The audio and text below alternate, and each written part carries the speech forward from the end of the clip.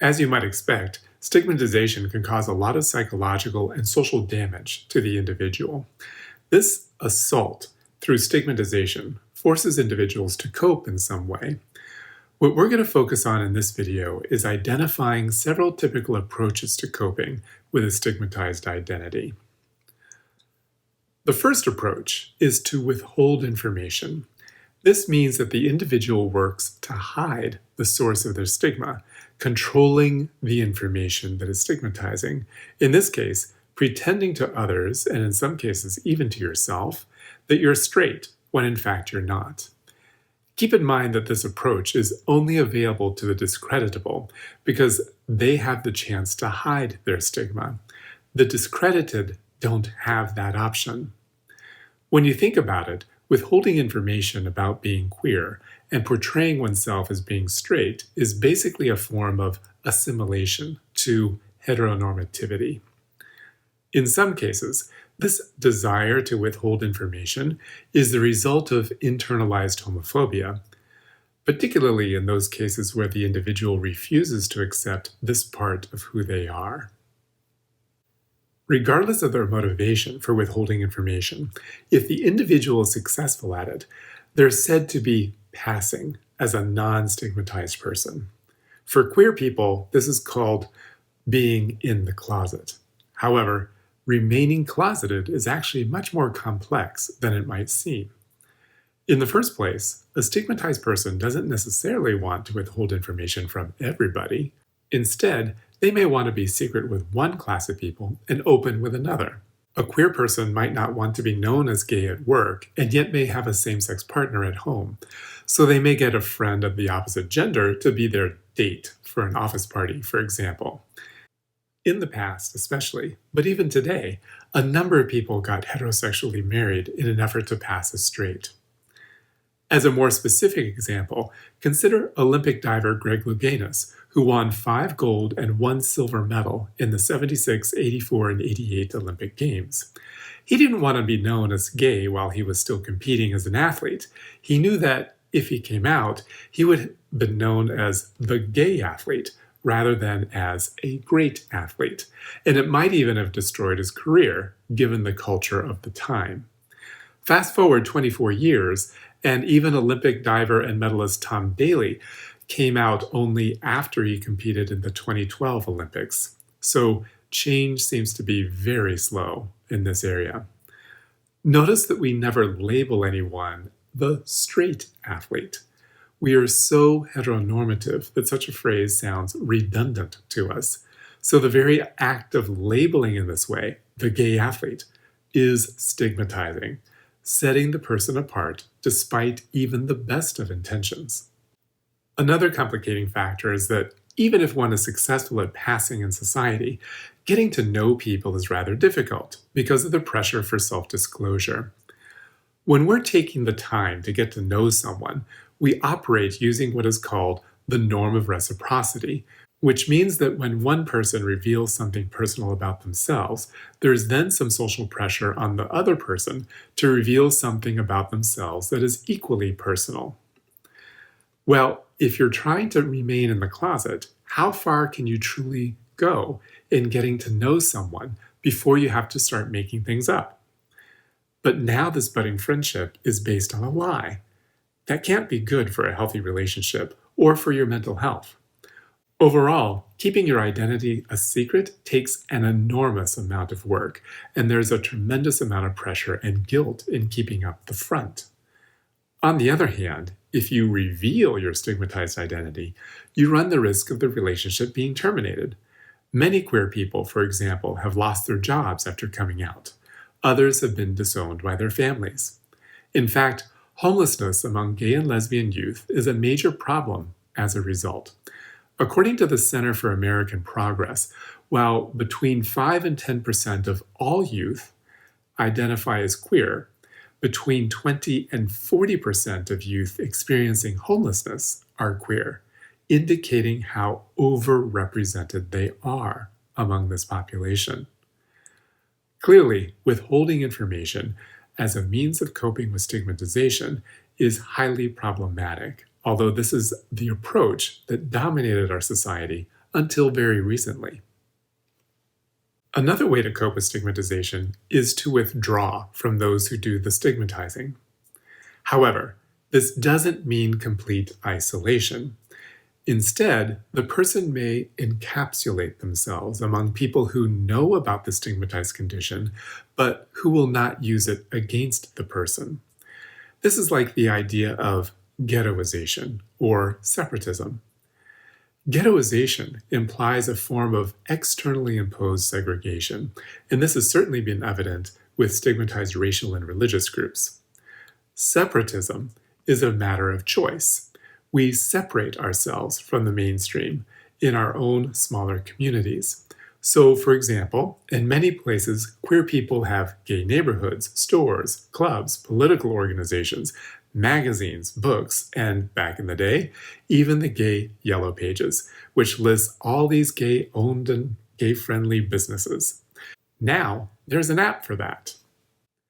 Okay, when withdrawing, those the stigmatized choose to affiliate with fall into two categories.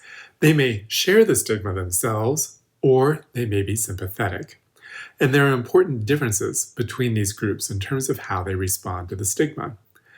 The stigmatized group, those who share the stigma, oftentimes dramatize the stigma through formalized organizations or journals devoted to a treatment of how to live with the stigma.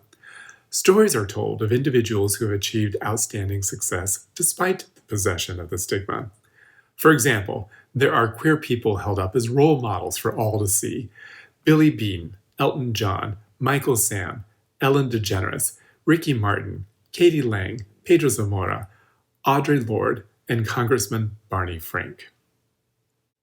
On the other hand, the sympathetic are more inclined to act in a way that the stigma doesn't matter, or reinterprets it so that its presence is minimized.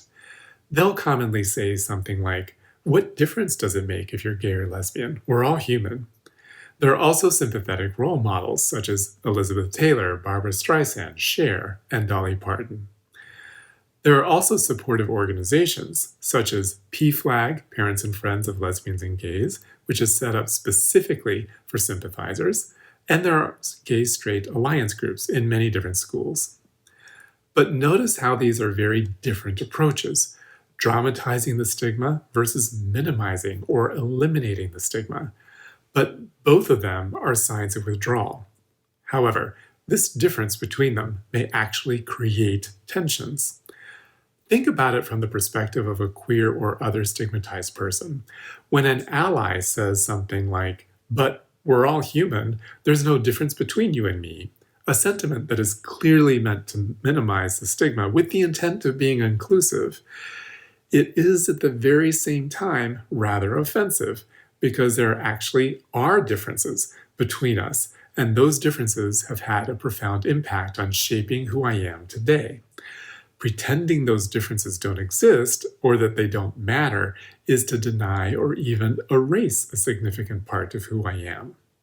So, the trick here is to achieve some kind of balance between minimizing and dramatizing the stigma in order to acknowledge and embrace the whole person. A third approach to coping that the stigmatized may develop involves meeting the situation directly, which is more like confrontation. There are a couple different directions you can go in order to achieve this. One option is to acknowledge the stigma while simultaneously diverting negative attention away from the stigma.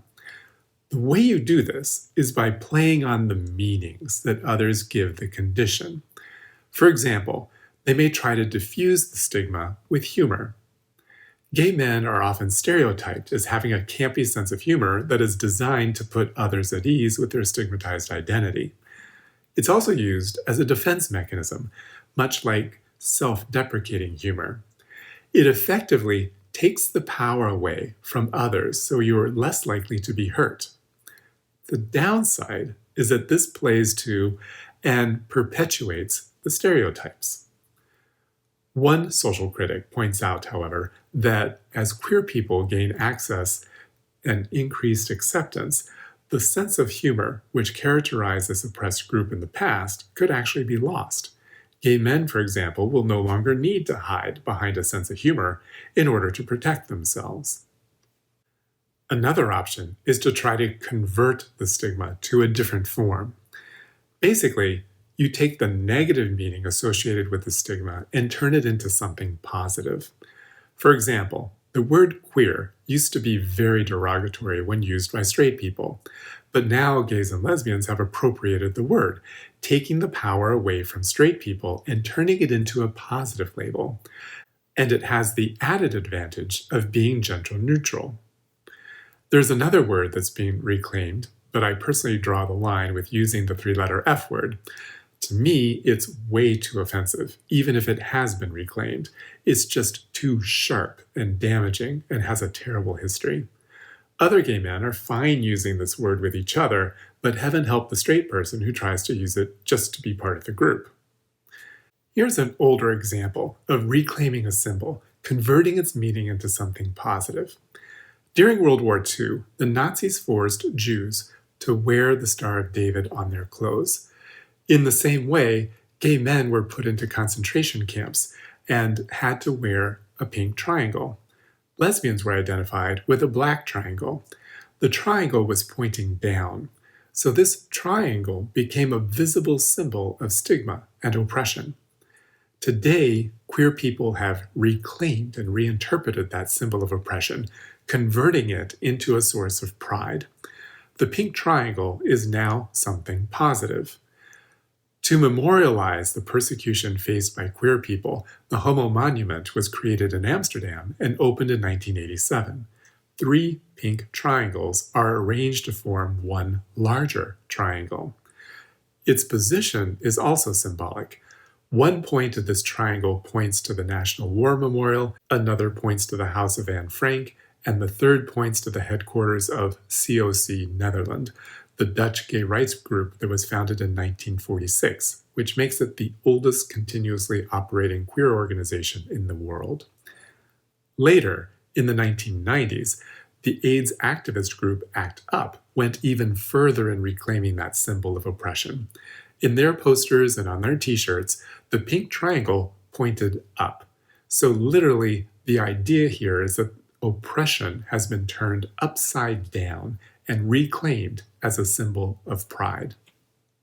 All right, let's wrap up our coverage of coping with stigmatization.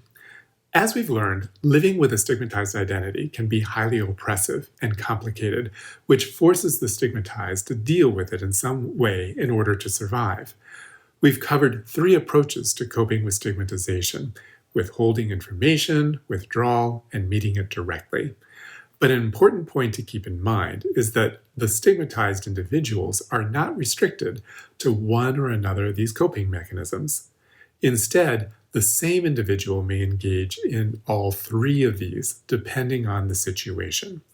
A lawyer, for example, may not be out of the closet while on the job, and yet go home to her partner in a gay neighborhood and go to the Pride Parade wearing a pink triangle. There are endless possibilities, but all serve the same function of enabling the stigmatized to get by in a world that is set up against them.